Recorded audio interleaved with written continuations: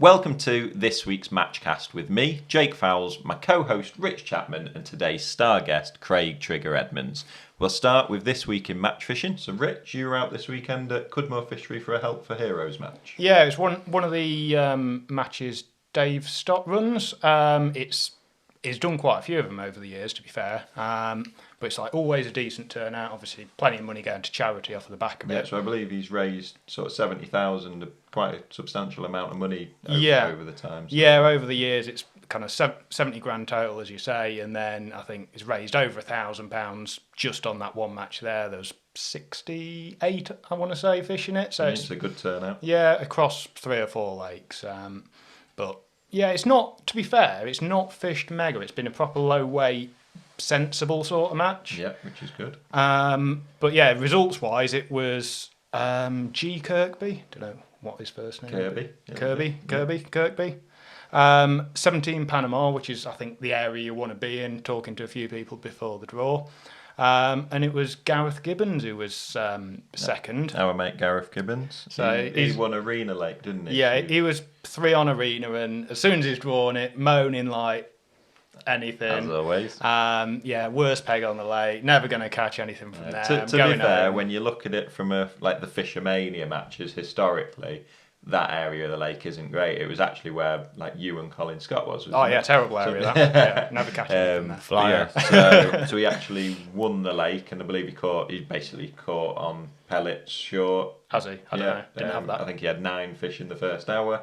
Something like that, and odd fish. There's proper carp starting to appear in there now, so I think if you can have a steady day, just getting odd bites all day, you'll have a half decent weight. But he's had £62, and I think he was quite surprised, to be fair, where he was like second overall with that. Yeah. And then it was it Paul Richardson? P. Richardson? I'm not too sure. Don't know why I'm asking you. You went there. But 13 Panama, so that same sort of area on Panama where people fancied it, £62.3. Yeah, so, and what happened with your own day? I caught a few. It was like one of those where you're just having to swap and change around. I was on 9 on moors, so kind of just before the bend, kind of in the middle of nowhere. And yeah, I've had odd bites all day. Nothing's really lasted for kind of more than 2 or 3 fish, and then you've had to try something different. And come to the end of the match and think I'd clicked 35-ish or something. So yeah, generally it'd be 40-ish sort, because I always underclick. Yeah. But yeah, it's got to the end of the match, and I was going out that evening, so I was like not going anywhere with that. Yeah. Think it must have fished better than I've seen people up to my right, and they seem to have been like catching all day, and obviously I caught eyed and stuff, but it seems to be a one a bung. I'm like, that's not going anywhere. So chuck back, gone out. And then Gareth has texted us later. He's like, "Oh, yeah." I was like, "Nah, chuck that £35-40." He's like, "Oh."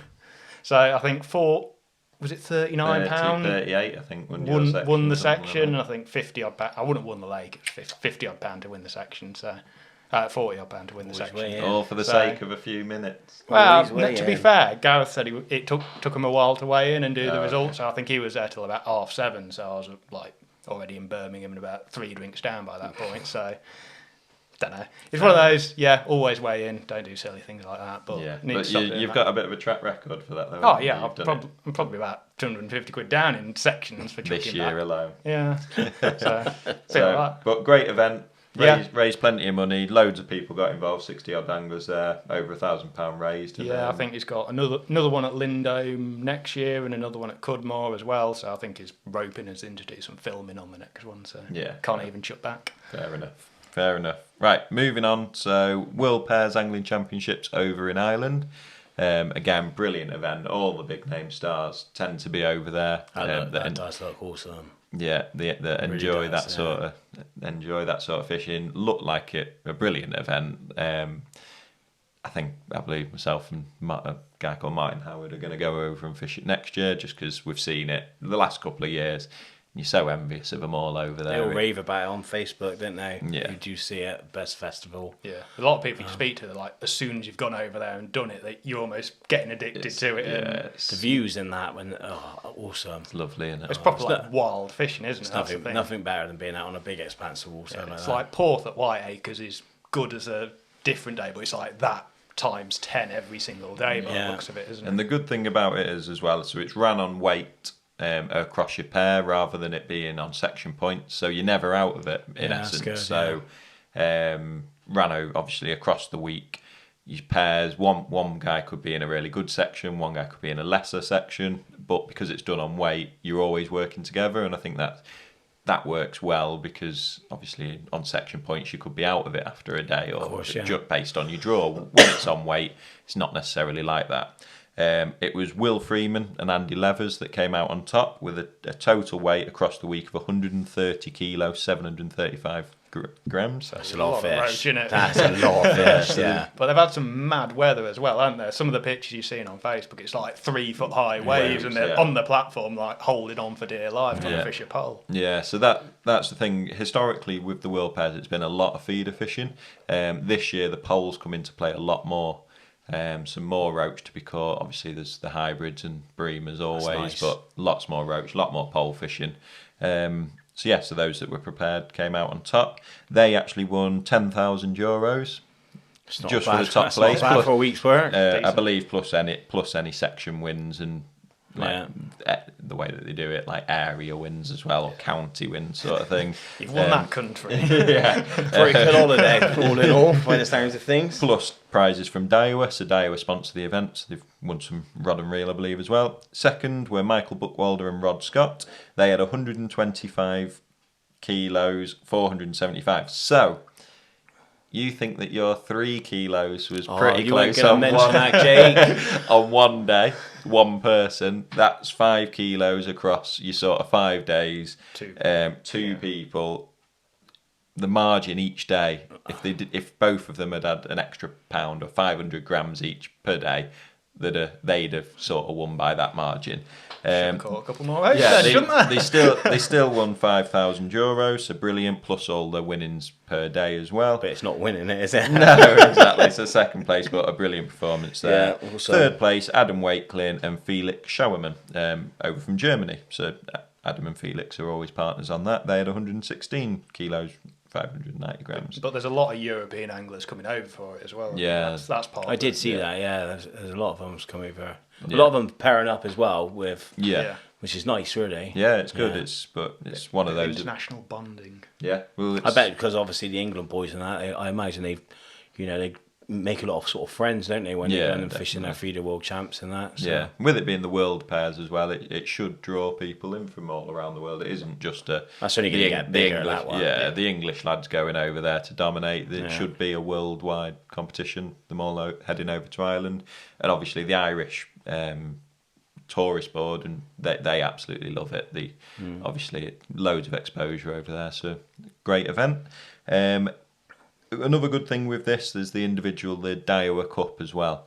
It was Hadrian Whittle that went on to win this, a total weight on his own of 67 kilos, 390. So he's won that without framing it all as a pair. As a pair, yeah. So his partner Martin Green, they've had some dodgy draws. Hadrian's in his write-up sort of said Martin sorted a few things out for him, but didn't draw particularly well himself. So, but individually, Hadrian won. So a brilliant achievement. And it is, yeah. Obviously, as a pair, you want to do well, but obviously Hadrian's done well individually as well. So moving on from the World Pairs, we'll go on to Riverfest. So this was on the tidal Trent at North Clifton. The winner of this was Mike Dench. I actually fished with Mike, I believe in one division. I think it was a Division 2 national with Warrington. I don't think he caught anything. I think he was pretty certain I remember him coming smack bang last in his section. Are you trying to say you bashed him up? Is this no, he was on my team. I wouldn't have wanted him to. He didn't do very well that day, and it was actually on the non-tidal Trent. This time it was on the tidal Trent for the Riverfest qualifier, and he's won the match outright. So £21 2 ounce, won his zone, qualified for the final. He's caught roach and perch on the Bollow and feeder, I believe. Same section. Second in the match was James Robbins, so he doesn't get a place, but obviously James Robbins, well known for his river fishing, does really well. Unfortunately, just missed out by less than a pound. He caught roach on the Bollow. Small measures yet again. Yeah, small margins. The other qualifiers were John Hughes. He had £17 11 ounce. 3 barbel on the feeder. That's a bit more civilised, eh? Yeah, Just sit and chill. That's what you think of when you think Tom tidal playing trend. with his phone. Yeah, that'll have been him. 3 fish, £17.11.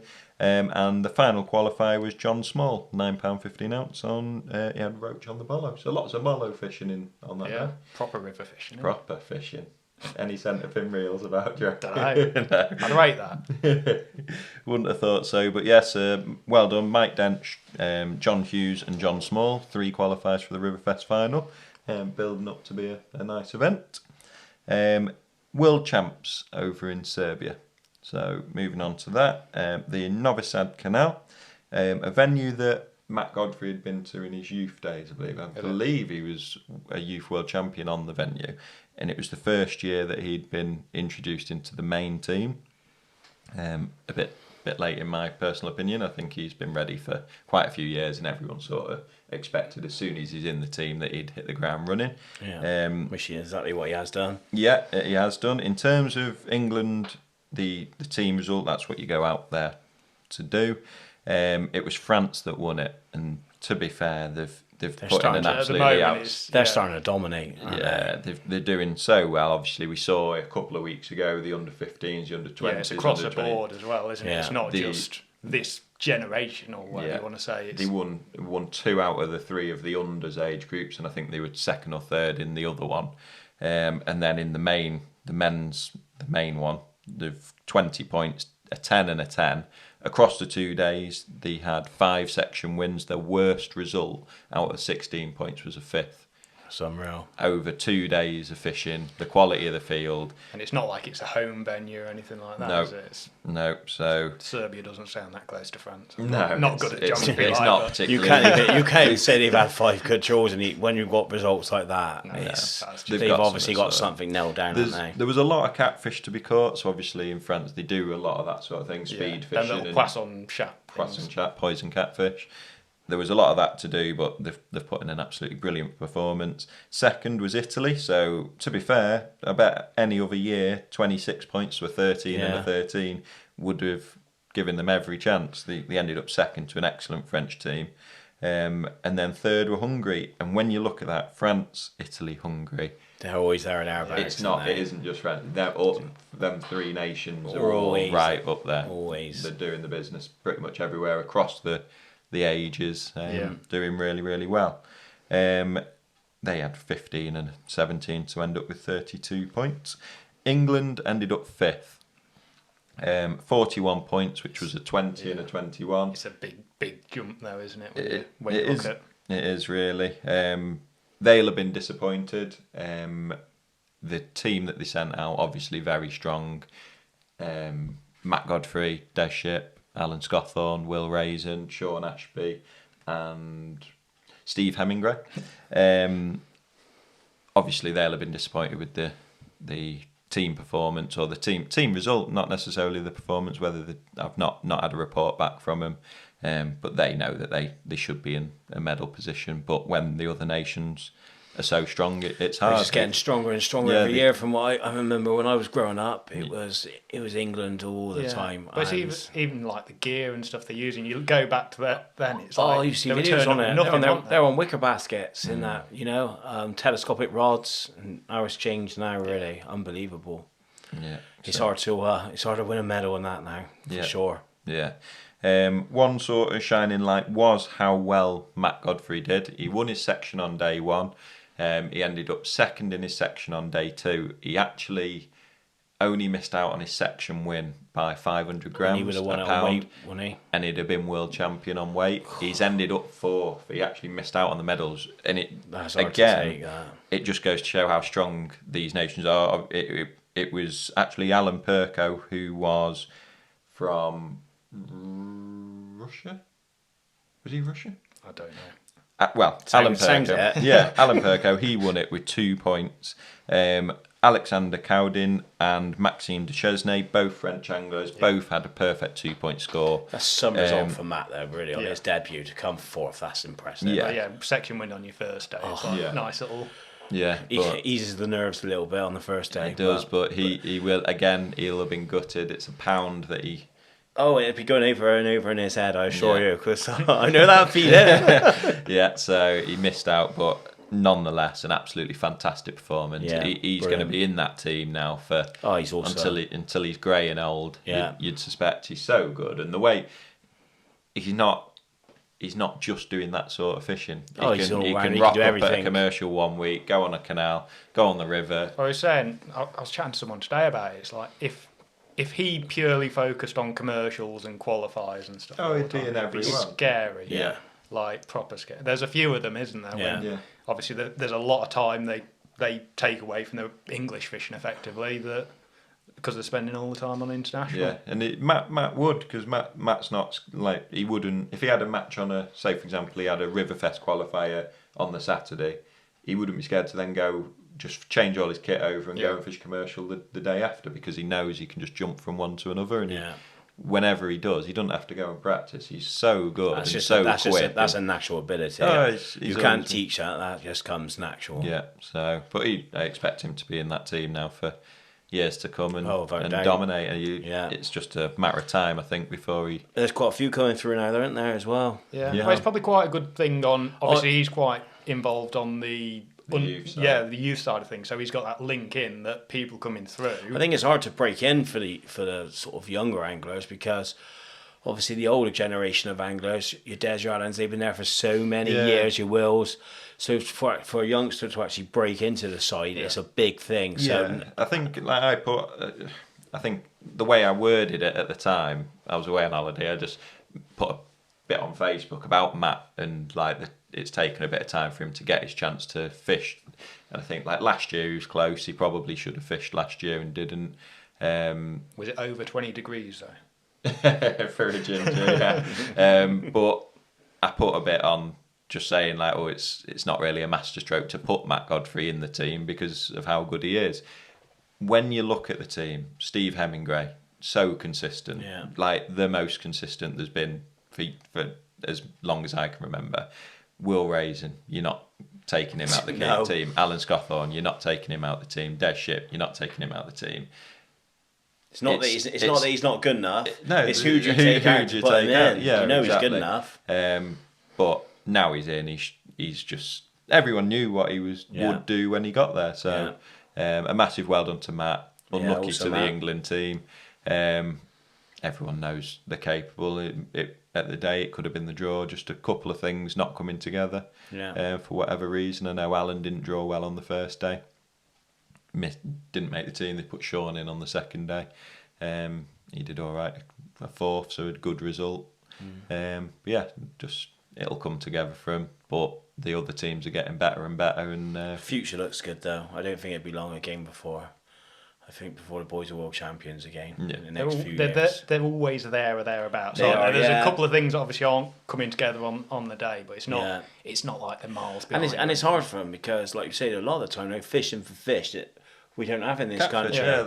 So you're behind for a start, you know. Yeah, I'd like to see it. We've said it a few times now.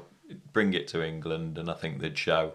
Yeah, a bit of dominance. Yeah, get them on Larford down the edge and like blow their mind. You don't want to be doing that. Yeah, but saying that, you stick it on somewhere like the Gloucester Canal, and the French lads who come across and fish the Census Challenge have shown that they can destroy us at that. Like anglers that are doing that, but again, it's that sort of fishing that they quite like.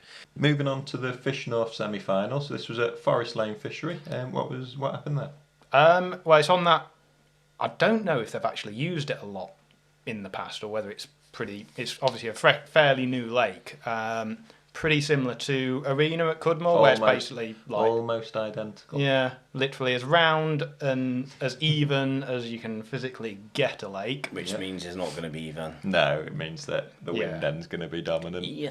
So, but obviously it's run through qualifiers, but it goes through to a semi-final. So there's two semi-finals. 15 anglers, is it? Something like that? Is it 30 in each semi-final, 15 to qualify, and then 30 in the final. Yep. So this one, unsurprisingly, I think, was won by Mr. Bennett. I've heard of him before. Yeah, it's like catching F1s. He seems to be a bit good. Slightly. But yeah, he's... By looking at the results, I don't know, this is just guessing a bit. He's had £146. And either side of him is had an 83 and a 72, so he's kind of sounds like his peg's a lot better. I saw this, but then second, third, and fourth were all quite close together, but nowhere near where Andy was. He was on peg 17, and I think second place was Luke Hawksworth on peg 28, and then Scott Brady was third on peg 29 next to him, and I'm sure fourth was there or thereabouts, obviously in that little section. But yeah, Bennett seems to have got it absolutely sussed on there. So you're a joke of a man. Yeah, you're saying your money's probably on him in the final. Yeah, I'd have thought so. If you can get any money on him. Yeah, so it's another big money event, isn't it? Is it £10,000 or £12,000? 12, I think I want to say, and there's I'm sure it's decent payout for second and third as well. So. But yeah, there's obviously 15 from that have gone through to the final. They've got another semi in a couple of weeks. Is this right? That's the first year? It's first year that they've run it. But yeah, it seemed like I think most of the qualifiers were selling out by the sounds of it. And obviously up north, there's plenty of anglers to kind of go at. And I know it's something Andy sort of looked at on par with some of the other big events, isn't it, in terms of something that he wanted to fish and qualify and get to the final and fish? Yeah, well, I think the qualifiers are quite similar setup to Feeder Masters, where you've almost just got to win your 20 peg zone. So obviously you've got a bit more of a chance, even if you don't draw absolute flyers, you can still fish a sensible match and have half a shout. So I think that format of having more people going through and maybe having the semi-final like that is, you feel like you got a bit more of a chance. It's not just on the draw. Yeah. So you effectively, I think a lot of them, they had like 3 lakes, and if you won your lake, you qualified. So 20 pegger, winners, top 15 on a semi, and then win a final and a few grand Makes in the bank. sense, really, because a lot of these big qualifiers, you go there, you draw your lake, and you know pretty much you haven't got a chance of winning. So yeah, I think a few of them are starting to go that way now, aren't they? By the sounds of things, I think Feeder Masters has set the precedent a little bit. Yeah, definitely. People have sort of realised it's actually a really good way of... And the payouts, I think, is really good. How they sort of, go down the line a bit. So you don't get stuck. We won't go into that. Not that we've mentioned it, but so that, like a £55,000 difference is quite a big difference. It's not too bad. Oh dear. You promised you weren't going to mention this, Jake. It did make me feel a bit better about losing like 1,500 quid on a bet when you was like, it cost us 55 grand. Yeah. That's me, £1 on it. Sorry, lads. Moving on. So, you do get a second chance because you've got the Golden Reel final coming up this weekend. Yeah. There's been a couple of practice matches over the last couple of weeks. At the weekend, the weights were really, really good. Pete Upton won it, peg 36, which is at the top end behind the island, £276. Went over in all 3 nets, so actually I don't think he could lift his net out, to be honest. I think they just give him £75 for 2 of them. Yeah, so he easily walked it basically. Mikey Williams was second, peg 38, so in the same sort of area, £193. Top bowl, yeah. And then third place, £150-ish next to Jordan is what we've got written down. Yeah, I here. couldn't find the results anywhere. Which is... And then you've had another match today, so how has that gone? It hasn't been too bad, to be honest. I've drawn peg 56, which was an M peg on the day. Yeah. Starting to get a bit of a reputation with all these. I've had £88. It's fished hard in general. Was that third overall? Did you? Yeah, Steve Forster was second on, I believe, about peg, 42, 43, which was the M peg on my bank. Yeah. Just before the island. Yeah, I was the M peg down the other bank, on the same bank at the other end, and then Tom Edwards is one off 28, which is just into the bowl, but on the grass. Yeah, bank. that's the peg where I think like Zach's one in, Les Thompson. They put the 30 in as the blocker. Yeah, he's the one in from that. Yeah. He's had £121, I think. Yeah, because they are changing the pegging from previous years, I believe. So I think so, but I don't know if anyone's completely sure. Yeah, well, I was there yesterday with Andy May, and Phil was saying how he's going to do it, and I think usually peg 6 is the end peg. Yeah. Or peg 6 is the blocker, whereas this year peg 8 is going to be the blocker or something like that. They basically shifted it along so that because they generally say that top end where actually you've been today can't usually compete. No, and going by to today's as well, there's a lot of people struggled really badly. Yeah, because you said, well, Andy May's been there, John Holloway's been there. Both. I think 3 of them in a line. I think Andy had one skimmer. Jordan next to him has really struggled, and Steve has 3 of them in a line. Yeah. So it's obviously an area of the lake there where there weren't pretty many fish, because they're all pretty capable anglers, to say the least. Yeah, so I think they're trying to move it up a bit so that like those pegs up that end are more capable of catching like bomb, those sorts of tactics, and the pegs up the other end, which generally dominate because that's where the bulk of fish tend to sit, is a bit more tightly pegged, so that hopefully that brings the weights and makes it a bit more even. It's a bit of a strange one, isn't it? If you end up with it could work 2 ways. I think this could. You could have first, second, third in a line up the top end. I mean, where we were today, I've been in MPEG. You normally expect to catch a lot of fish. I've had fish come in last 2 hours down the edge, but I think for over 2 hours, I didn't have a bite. It was difficult. But they had an algae bloom now, I think, a few weeks back, and the colour went horrible. It's still a bit of a strange colour, isn't it? It doesn't look like it's fully recovered yet. And if you actually look down on the grass bank when we walk down, you can see like a lot of like dark. It looks like a lot of like algae which has died, which is on the bottom. They were doing a lot of grass cutting yesterday while I was up there as well. Yeah. And that can have a bit of an effect if the streaming and stuff's Yeah. falling in just the lake. generally disturbance as well, isn't it? So the nights are getting cooler as well, aren't they? And all sorts. Yeah, I think the last night was about 8 degrees. Yeah. Warm days though all this week, but I think that throws it off even more, isn't it? When you've got that big fluctuation between day and night. Yeah. But it's one of these. I think a couple of years ago everyone was saying, it's guaranteed to win on that peg by the island, and it's not really caught an awful lot. Never no guarantees in fishing, is there? I think was that the year when Stu Fotheringham won, just sat on the bomb all day, just plodding away. And that was on an unfancied peg. Yeah, somewhere that no one wanted, and he's ended up winning. You never know, like you say, it's fishing. But with big carp venues like that, I think that's the thing, isn't it?